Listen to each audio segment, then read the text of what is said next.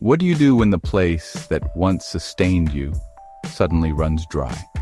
I want you to picture the prophet Elijah sitting by the brook Cherith.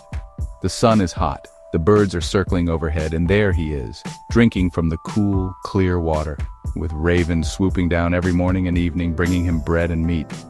It's wild, right? God providing in the most unexpected ways, through birds of all things. It didn't make sense, but God's care was real.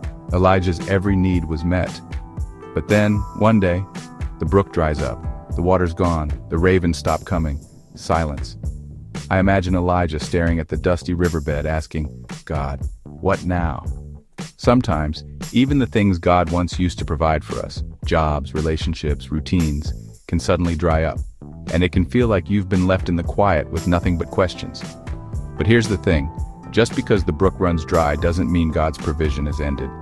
Right there in the silence, God speaks again. He tells Elijah, get up, go to Zarephath. I've commanded a widow there to provide for you.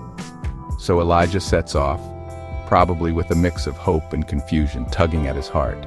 He arrives in this foreign town and meets a widow gathering sticks. She's got almost nothing, just a handful of flour, a little oil.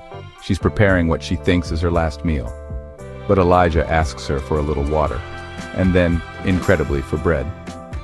She explains her dire situation, but Elijah encourages her, don't be afraid. Make me a small loaf first, and God will make sure your jar of flour and jug of oil never run out.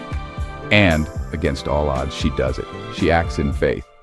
Here's where it gets amazing. The flour and oil never run out. Day after day, meal after meal, God provides. Not in the way anyone expected, but always enough. God often uses the least likely people and places to do his greatest work. So when your brook runs dry, it's not the end of God's story for you. He's already preparing the next chapter, the next miracle, the next unexpected source of hope. So don't give up, look up. God's provision never runs out, it just moves. The Lord is my shepherd, I lack nothing. Psalm 23:1. If you're in a dry season, take heart. The same God who brought water from a brook and bread from a stranger's hand is working in your life right now.